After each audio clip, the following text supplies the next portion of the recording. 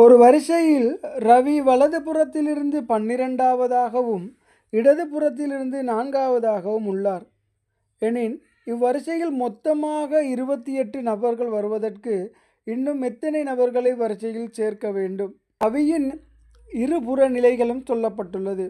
அதாவது ரவி வலதுபுறத்திலிருந்து 12வதாகவும் இடதுபுறத்திலிருந்து 4வதாகவும் உள்ளார் எனின் அவரின் இரு நிலைகளையும் கூட்டும் பொழுது 16, அதிலிருந்து 1ஐ கழித்தல் வேண்டும். அவரின் இருபுற நிலைகள் தரப்படும் பொழுது ஏதாவது ஒரு புற நிலைகளை மட்டும் எடுத்துக்கொள்ள வேண்டும். அந்த அடிப்படையில் இங்கே 1 கழிக்கப்படுதல் வேண்டும்.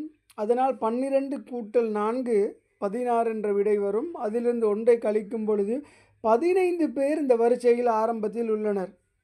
தற்பொழுது கேட்கப்பட்ட வினா, மொத்தமாக 28 நபர்கள் வருவதற்கு இன்னும் எத்தனை நபர்களை சேர்க்க வேண்டும்?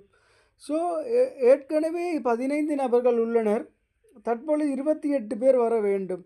ஏற்கனவே உள்ள 15 பேரை கழிக்கும் பொழுது இன்னும் 13 பேர் இந்த வரிசையில் சேர்க்கப்படல் வேண்டும்.